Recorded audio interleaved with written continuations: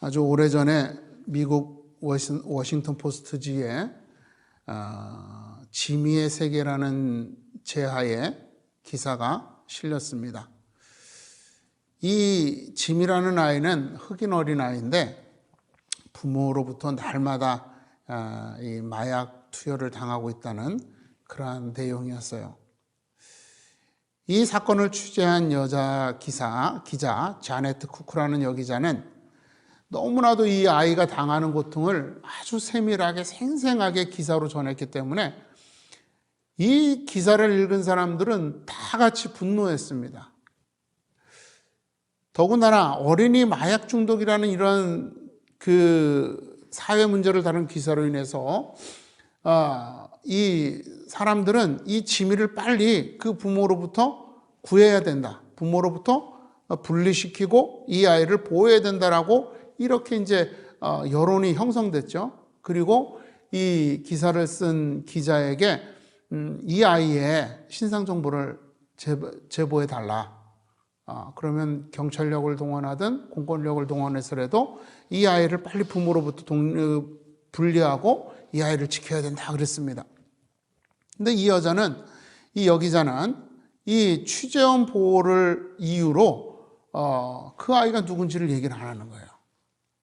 그러니까 사람들이 이제 처음에는 그 기사를 보고 같이 공부하고 그 기사를 쓴 여기자에 대해서 굉장히 아주 이렇게 칭송하고 그랬는데 조금씩 의문이 드는 거죠.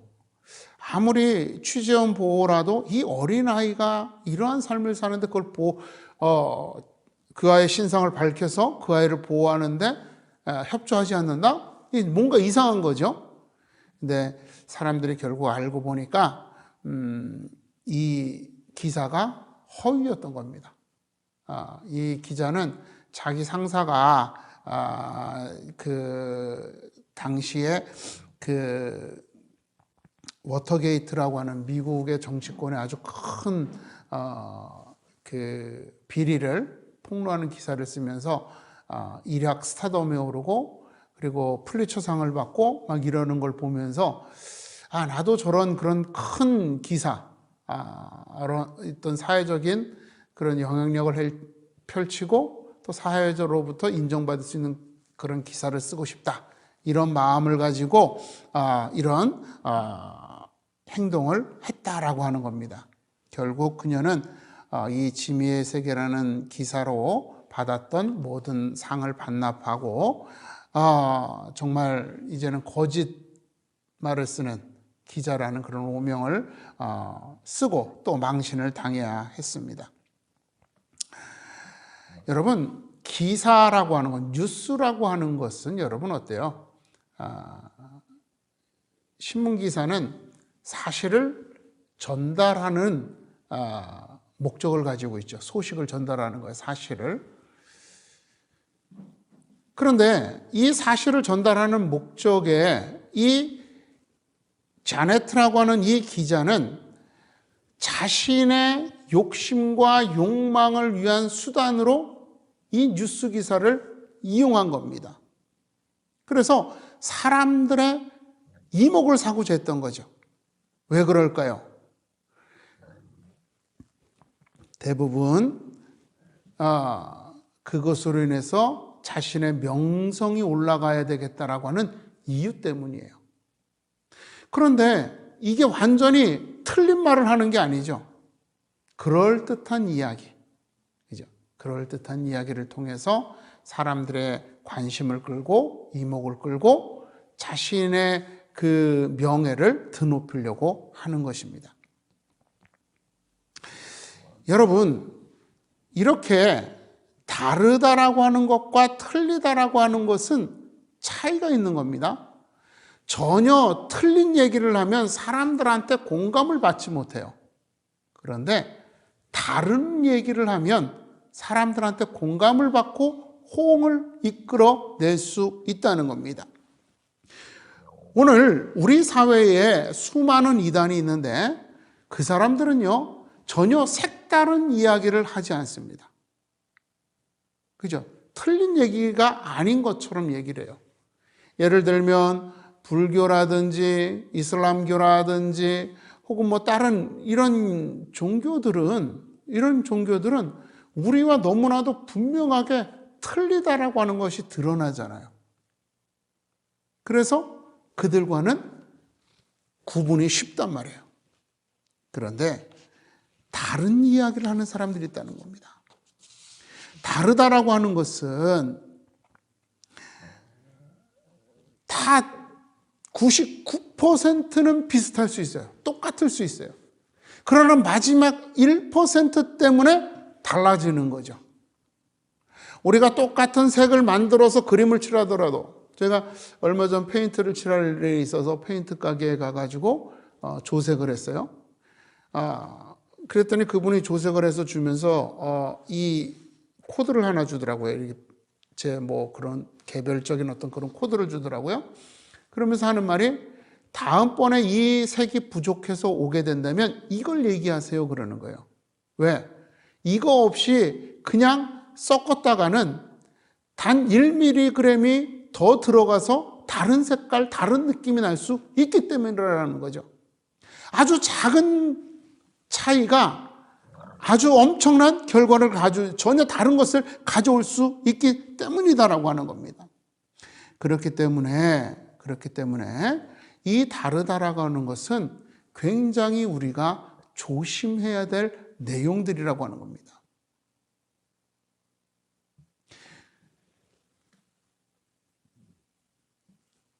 여러분, 처음부터 틀리다라고 하면 처음부터 거부할 수 있고 그 존재를 인정하지 않게 됩니다.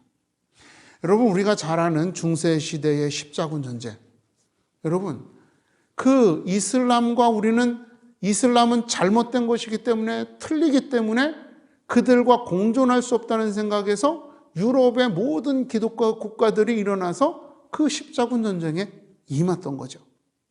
그들은 이 생각 하나만을 가지고 거친 바다와 메마른 사막을 정말 그 무거운 갑옷을 입고 투구를 쓰고 칼을 들고 그리고 전쟁에 나섰던 겁니다.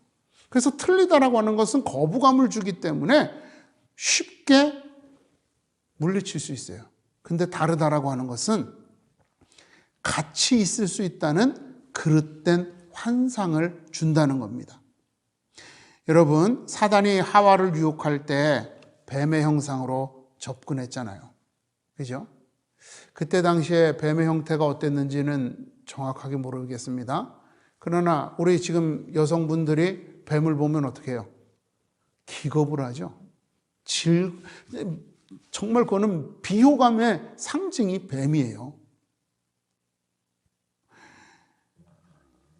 그럼에도 불구하고 이 뱀이 이 하와를 유혹할 수 있었다는 것, 그건 여러분 무엇 때문이겠어요?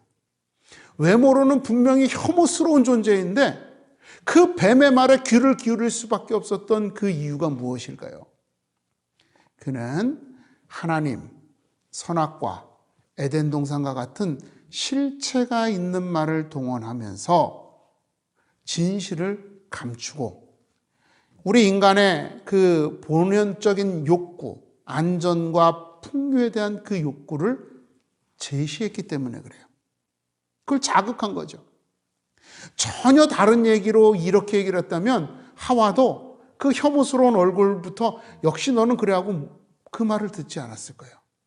그런데 혐오스러운 모습을 하고 와서 우리와 비슷한 이야기를 하면서 우리 그녀가 원하는 것들에 대해서 제공해 줄 수 있다라고 하니까 거기에 마음이 빼앗겼던 거죠. 빼앗겼던 것입니다. 그 끝에서 조금씩 진리와 다른 말을 했다는 겁니다. 이처럼 진리를 왜곡하는 자들은 완전히 다른 모양으로 접근하는 것이 아니라 우리가 관심을 가지고 있는 우리의 그 관심사를 가지고 접근을 한다는 겁니다. 성경을 통해서 관심을 해결해 주겠다고 찾아오고 잘못된 해석으로 우리를 현혹하는 거죠. 갈라디아 교회에 이런 사람들이 있었다는 겁니다. 6절에 보니까 이렇게 말합니다. 그리스도의 은혜로 너희를 부르신 이를 이와 같이 속히 떠나 다른 복음을 따르는 것을 내가 이상하게 여기노라. 바울이 전한 복음과는 다른 복음, 다른 교훈, 다른 가르침을 전하는 자들이 있었다는 겁니다. 그런데 그들이 어떻게 교회에 있을 수 있겠어요? 전혀 엉뚱한, 전혀 틀린 얘기가 아니라 그럴듯한 교회 내의 말들을 가지고 그럴듯하게 자신들을 위장했다는 거죠. 바울이 가르친 복음으로 자신들을 위장하고 또 그 끝에서만 살짝 바꾸는 그런 복음을 전했다는 겁니다. 예수 그리스도를 부인하는 것이 아니라 그리스도의 구원을 완성하기 위하여 율법을 지켜야만 한다. 그죠? 이거 굉장히 교회와 율법은 불가분의 관계잖아요. 그죠? 근데 예수님께서는 이 모든 율법을 이루었다라고 말씀하셨어요. 그러니까 율법 위에 그리스도의 사랑이 있는 거죠. 오늘 우리가 누리는 이 그리스도의 사랑은 그 율법 때문에 그 사랑이 빛을 발하게 되는 거예요. 그런데 이제는 그 사랑 때문에 율법을 반드시 지켜야지만 된다는 그 구원에 이룰 수 있다는 그런 이야기를 하기 시작하는 겁니다. 갈라디아서 5장을 보게 되면 이들이 어떻게 했는지 얘기 나오는데요. 할례를 강조합니다. 그러니까 유대인 그리스도인들은 당연히 할례를 받았으니까 괜찮은데 헬라파 그리스도인들은 할례를 안 받았잖아요. 그러니까 너희들은 불완전해, 부족해. 할례를 받아야만 완전한 성도가 되는 거야. 완전한 구원을 얻는 거야. 이런 식으로 얘기를 하면서 혼란을 야기시켰죠. 복음을 부인한 결과를 가져온 겁니다. 그들은 복음 자체를 부인하는 것이 아니라 율법의 의무를 추가한 것인데 결국 율법을 가장 큰 기준으로 삼음으로써 은혜의 복음을 부정하게 된 것이죠. 자, 이들은 왜 이렇게 다른 복음을 전할까요? 첫 번째로 이들은 하나님의 계획을 회방하고자 하기 때문입니다. 사단은 하나님의 대적자입니다. 사단의 권세에 지배를 받는 이들 역시 하나님에게 대적하는 것입니다. 그렇게 그들은 하나님의 계획을 방해하고 성취하지 못하도록 거역하는 것이 그들의 목적입니다. 그러므로 성도는 항상 이 다른 복음을 이야기하는 이들과 맞서야 합니다. 그들을 찾아내고 그들의 정체를 드러내며 그들의 위험을 세상에 알려야 합니다. 바로 사도 바울이 디모데를 에베소 교회에 파송한 이유가 거기에 있는 겁니다. 디모데전서 1장 3절에 보니까 다른 교훈을 가르치는 이들이 있다 그러면서 그들을 주의하라 라고 말씀을 하는 거죠. 이런 것은 믿음 안에 있는 하나님의 경륜을 이름보다 도리어 변론을 내는 것이다. 다른 교훈은 교회 내에 분란을 일으키고 교회로 하여금 갈라지게 만든다라고 하는 겁니다. 두 번째로 그들은 세상으로부터 인정을 받고 인기를 얻기 위해서 다른 복음을 전합니다. 고린도 교회에 침투한 사단의 세력들은 고린도 성도들에게 절대적인 신뢰를 얻고 있던, 즉 하나님의 사람이요 그리스도께서 보내신 사자라고 인정받고 있는 바울에 대한 비방을 일삼았습니다. 바울의 사도성, 바울은 사도가 아니야. 왜? 예수님을 살아계실 때 직접 본 사람이 아니기 때문에 사도가 아니다 라고 그의 사도성을 공격했습니다. 그의 서투른 말씀씨를 조롱했어요. 복음을 전하지만 우리가 그렇잖아요. 이 머릿속에 있는 것을 입으로 내는 거에는 굉장히 더듬거릴 수 있어요. 근데 글은 잘 쓰죠. 그러니까 사도 바울 같은 경우가 글이나 이런 거는 굉장히 잘 썼어요. 그래서 복음 그 사도행전 이 서신서들을 보면 굉장히 논리정연하고 잘 썼단 말이에요. 그러나 이것을 말로 가르치는 데는 조금 어려움이 있었다는 거죠. 그것을 조롱합니다. 그리고 그가 겸손한 것을 마치 바울 자신이 자기가 부족하기 때문에 어쩔 수 없이 그러는 것이다 라고 이렇게 왜곡하는 거죠. 예수의 겸손을 본받은 것인데 그 사람은 원래 못나서 부족해서 그렇게 할 수밖에 없어라고 왜곡하죠. 또 고린도 교회의 어려운 형편을 알고 교회에 부담을 주지 않기 위해 자비령으로 그 사역을 하며 여러 교회에서 후원을 받는 것을 오히려 착복하는 것인 것처럼 비난했습니다. 이렇게 바울에 대한 성도들의 신뢰를 무너뜨리려고 했죠.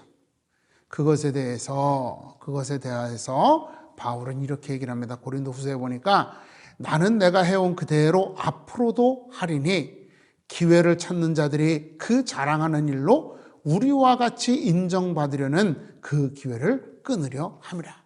그러니까 이 사람들은 바울이 해오는 행동들을 계속 비난한 건 그걸 깎아내려야지만 자기들이 인정받을 수 있다는 거예요. 그걸 깎아내려야지만. 그런데 나는 그러한 것에 상관없이 꾸준히 그대로 하리다라고 바울은 이렇게 말하고 있는 것입니다. 마지막으로 그들은 혼란을 일으키려고 합니다. 그래서 그 혼란 속에서 성도들이 하나님으로부터 멀어지게 하려는 거죠. 하나님의 일을 회방하여 하나님을 인간이 마음대로 주무를 수 있는 그런 허수아비와 같은 존재, 그렇게로 만들고, 또 목회자를 비난하고 조롱하고 성도들을 자기 무릎 앞에 무릎 꿇게 하는 것, 이것이 그들의 목적이라는 거죠. 바울과 바나바가 안디옥에서 사역하고 있을 때 유대로부터 온 사람들이 이렇게 말합니다. 모세의 법대로 할례를 받지 않으면 능히 구원을 받지 못하리라. 그래서 이것 때문에 바울과 바나바는 공경에 빠지게 되었죠. 특별히 초대교회의 특성상 유대인들이 많았는데 이들은 율법에 대한 절대적인 신뢰를 가지고 있었던 것이에요. 이것을 자극해서 전통과 습관으로부터 벗어났던 이들을 다시 예전의 모습으로, 전통과 습관으로 다시 되돌리려고 했던 거죠. 왜냐하면 바울과 바나바가 가르치면서 헬라파 기독교인들에게 할례나 율법을 강조하지 않았다라고 하는 겁니다. 그래서 여러분 어때요? 교회 내 큰 혼란이 일어난 거죠. 결국은 이 혼란을 무마시키기 위해서 바울과 바나바가 예루살렘까지 가게 됩니다. 그래서 거기에서 사도들의 의견, 예루살렘에 있는 12사도들이죠. 그들과 함께 이해하고 결론을 내리려고 그렇게 가게 됩니다. 결국 사도들은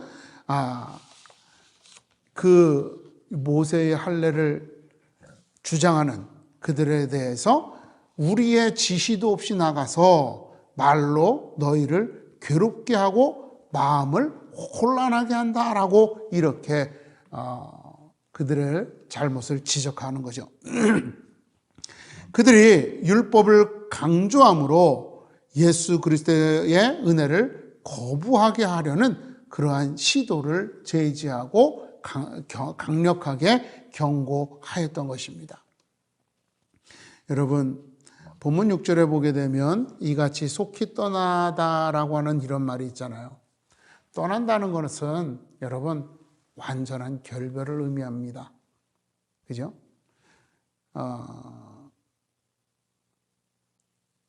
이제는 다시는 이것을 돌아보지도 않겠다. 이런 표현인 거예요. 새로운 것이 생겨서 옛 것을 버리는 겁니다. 복음을 버리고 율법을 따르는 것을 의미하죠. 이처럼 사단은 우리를 혼란스럽게 하여 참과 거짓을 구분하지 못하게 하므로 하나님을 떠나 자기를 섬기도록 하는 것입니다. 여러분, 복음은 오직 예수님만을 말씀하고 있습니다. 주 안에서 우리가 용서함을 얻었고, 주 안에서 우리가 거룩하게 되었고, 주 안에서 우리가 구원받았으며, 주 안에서 우리가 하나님의 자녀가 되었고, 주 안에서 하나님의 은혜를 누리며 살아가고 있다는 것을 선포하는 것이 복음입니다. 그렇기에 사도들은 온 삶을 다하여서 예수 그리스도를 전했던 겁니다. 베드로와 요한은 예루살렘 공회 앞에서 죽음에 대한 공포를 무릅쓰고 다른 이로서는 구원받을 수 없나니 천하 사람 중에 구원받을 만한 다른 이름을 우리에게 주신 바 없다라고 선포하면서 예수 그리스도의 구원을 선포했습니다. 사도 바울은 고린도전서 3장에 보니까 이 닦아둔 것 외에 능히 다른 터를 닦아둘 자가 없으니 이 터는 곧 예수 그리스도라라고 하면서 오직 우리 성도의 터전, 성도의 구원의 터전, 그것은 예수 그리스도 안에서 이루어지는 것이다라고 선포하고 있는 것입니다. 그렇게 여러분, 우리는 예수 그리스도 안에서 살아가야 하는 사람들입니다. 이것을 본문은 이제 내가 사람들에게 좋게 하랴, 하나님께 좋게 하랴, 사람들에게 기쁨을 구하랴, 내가 지금까지 사람들의 기쁨을 구하였다면 그리스도의 종이 아니다라고 이렇게 말씀하고 있는 것입니다. 우리는 하나님께 좋은 일, 하나님을 기쁘시게 하는 일을 하는 사람들입니다. 왜냐하면 이것이 우리에게 유익이 되고 우리에게 기쁨이 되기 때문입니다. 이것이 우리의 삶의 이유요, 행동의 이유인 것입니다. 우리가 예수 그리스도를 믿었다고 갑자기 이타적인 사람이 되는 것은 아닙니다. 우리 안에 이기적인 성향은 변함없이 남아 있습니다. 다만 사람들은 자기들의 이기심을 1차원적으로, 즉 직접적이고 세상적인 방식으로 충족시키려 하지만 우리는 예수 안에서 우리의 이기심을 충족시키려고 애쓰는 거죠. 즉 예수님 안에서 만족과 행복, 기쁨과 즐거움을 누리기 위해서 애쓰는 사람들이라는 겁니다. 그러니까 이렇게 설명하면 좋겠죠. 세상 사람들은 여러분 어때요? 세상에서 돈을 많이 벌어서 그 돈을 자기를 위해 쓰는 것을 통해서 만족과 기쁨 그리고 행복을 누리려고 한단 말이에요. 그런데 우리도 열심히 돈에 대한 욕구가 있죠. 그런데 이 돈을 가지고 나를 위해 쓰는 것이 아니라 이웃을 살피고 주님의 일을 하는 데 사용하는 것을 통해서 행복과 기쁨, 만족을 얻으려고 하는 거예요. 그러니까 세상 사람들은 돈이 그들에게 행복과 만족의 근원이라면 우리는 돈은 수단이지 우리의 행복과 만족의 근원은 예수 그리스도라고 하는 거죠. 여기에서 차이가 나는 겁니다. 이것을 가지고 여러분, 우리는 다른 복음, 다른 이유를 가지고, 우리와는 다른 이유를 가지고 복음을 전하려고 하는, 그리고 그 복음을 이용하려고 하는 자들을 구분해내야지만 합니다. 우리 주변에 많은 교회가 있고 많은 목회자들이 있습니다. 많은 사람들이 자칭 그리스도인이라고 말하면서 살아가고 있어요. 그들 속에서 우리와 다른 사람들을 구분할 수 있어야지만 됩니다. 얼마 전에도 이상한 사람들이 접근해 와서 유혹하는 경우가 있었어요. 근데 그들이 말하는 걸 가만히 들어보면 굉장히 허황된 거예요. 그런데 사람들이 속아 넘어갈 만한 것, 그런 걸 얘기를 하는 거죠. 그걸 구분해낼 수 있어야지만 돼요. 그 구분하는 기준은 뭘까요? 무엇을 가지고 기뻐하느냐를 봐야지만 된다는 겁니다. 자기가 가르치는 말대로 낮고 천한 자리에 가서 서 있는 것이, 그것을 기뻐하고 즐거워하고 그렇게 하기 위해서 자신의 것을 내려놓는 삶을 사는지, 입으로는 자신의 것을 내려놓는다라고 하면서 뒤로는 자기 것을 다 챙기는 그러한 인생을 살고 있는 사람은 아닌지, 목회자는 아닌지, 그러한 교회는 아닌지 살펴봐야지만 된다는 겁니다. 우리 보통 서민들이 타고 있는 차 이상을 타고, 서민들이 살고 있는 집 이상의 집을 살고, 서민들이 받고 있는 급여 이상의 급여를 받으면서 자녀들에게 또 그렇게 풍족하게 주면서 살잖아요. 정말 우리 사도들은 여러분 어땠습니까? 그 모든 거 다 내려놓고 포기하고 낮아지는 삶을 살고 성도들을 섬기는 삶을 살았죠. 그런 것을 보면서 오늘 우리가 어떠한 목회자, 어떠한 교회를 섬기고 다녀야 하는지 구분해야 될 줄로 믿습니다. 우리 안에 다른 복음, 다른 이유가 있다면 그들은 참된 주님의 교회가 아님을 기억하시면서 오늘도 지혜로움 속에서 하나님의 교회를 잘 섬길 수 있는 주의 자녀들이 되기를 축원하겠습니다.